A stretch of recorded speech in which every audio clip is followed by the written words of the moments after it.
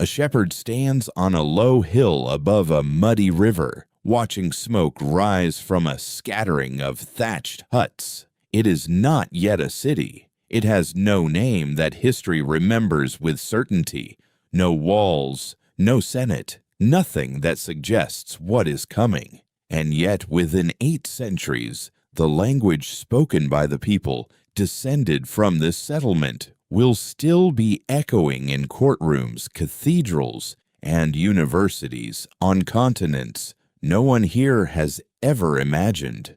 The numbers, when you finally hear them, are hard to believe.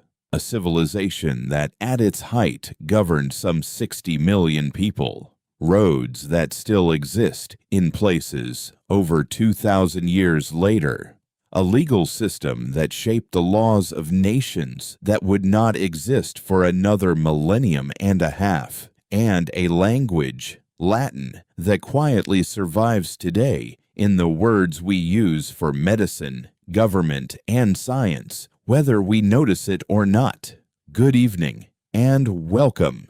Tonight we are tracing the story of Rome, not just the empire most people picture, with its marble and its legions, but the whole arc, the swamp it started in, the republic it became, the empire it built, and the slow, complicated way it ended. No one who lived through any single stretch of it could have guessed how the whole story would read from a distance of 2,000 years. According to Roman tradition, the city was founded in 753 BC, though archaeology suggests people had been living on those hills for some time before that date was ever assigned to them. The founding myth, twin brothers named Romulus and Remus, raised by a wolf, one eventually killing the other in a dispute over where exactly to build, was never meant to be taken as literal fact by educated Romans themselves. But it told them something they wanted to believe about their own character, that Rome was born out of conflict, ambition, and a refusal to yield.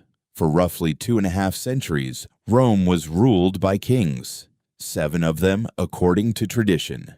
The last, Tarquin the Proud, was overthrown around 509 BC in a revolt sparked partly by his family's abuses of power. And here is where the story takes its first, genuinely surprising turn.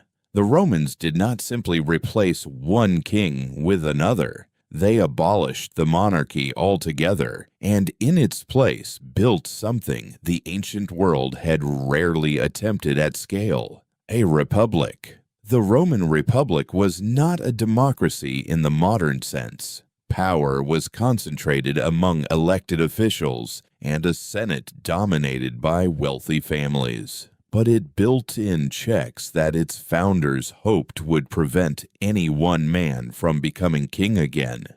2 consuls sharing power, terms limited to a single year, and an elaborate system of overlapping offices designed to slow any individual's rise. For a while, it worked remarkably well. Over the following centuries, Rome fought and absorbed its neighbors, the Samnites, the Etruscans, the Greek cities of southern Italy, until it controlled the entire peninsula. Then came Carthage.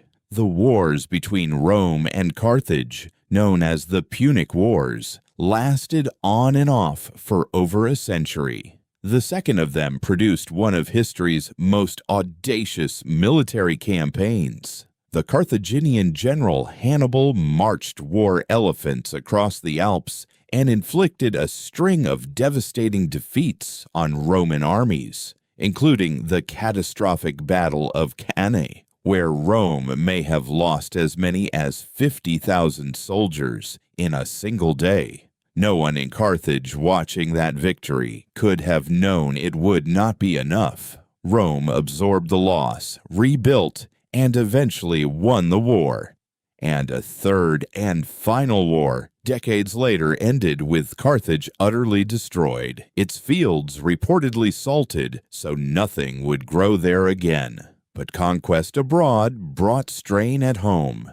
Wealth flowed in unevenly. Small farmers, ruined by long military service and cheap imported grain, lost their land to large estates worked by enslaved labor. The gap between rich and poor widened into something the old Republican system was never built to handle. What followed was nearly a century of civil war, political violence, and ambitious generals who discovered that loyal armies were more useful than loyal senators, Marius and Sulla, Pompey and Crassus, and finally Julius Caesar, a brilliant general and shrewd politician who crossed a small river called the Rubicon in 49 BC with his army in open defiance of the Senate, uttering, according to later writers, a phrase about the die being cast. Caesar won the civil war that followed, but his power alarmed those who still believed in the old republic. In 44 BC, a group of senators, including men he considered friends, killed him on the floor of the Senate. It did not restore the republic. It only produced more war, this time between Caesar's allies and his assassins, and later, once the assassins were defeated, between Caesar's own heir Octavian and his one-time ally Mark Antony. Octavian won, and in 27 BC, the Senate granted him the title Augustus, the revered one.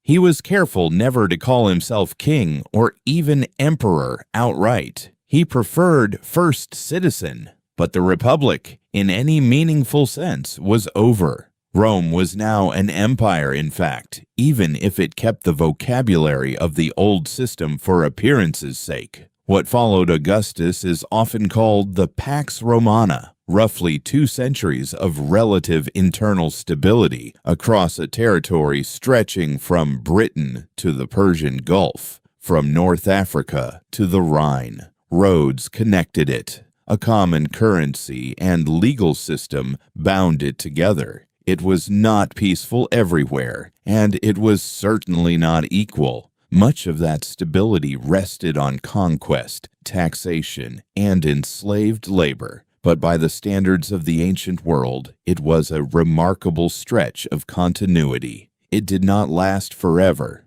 By the 3rd century AD, the empire was straining under the weight of its own size. Invasions along its borders, plague, economic strain, and a dizzying turnover of emperors, many of them murdered by their own soldiers within months of taking power. The Emperor Diocletian, near the end of that century, made a decision no one before him had seriously attempted. He split the empire in 2, an eastern half and a western half, believing it had grown too large for one man to govern. That decision, more than any single battle, shaped everything that came after. The Western Roman Empire, weakened by economic decline, internal division, and wave after wave of migration and invasion by groups the Romans called barbarians, finally collapsed in 476 AD when a Germanic commander named Odoacer deposed the last Western emperor, a teenager named Romulus Augustulus, a name that,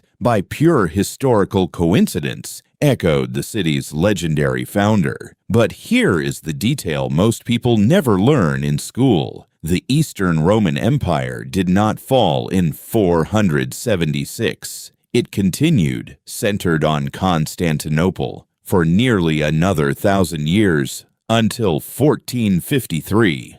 Historians now usually call it the Byzantine Empire, but the people living in it never stopped calling themselves Romans, right up until the very end. So when did Rome truly end? In one sense, in 476. In another sense, not until 1453.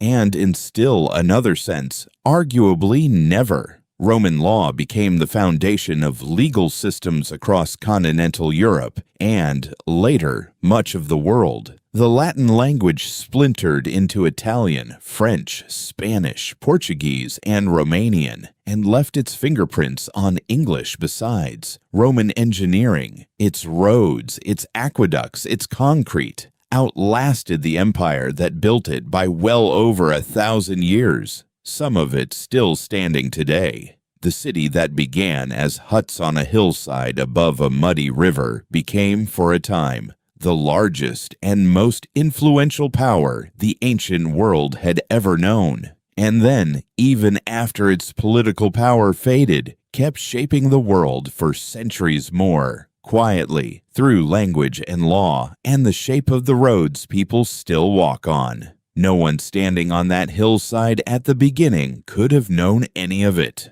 Perhaps that is the part worth sitting with. How rarely the people living through a beginning can see what it will become.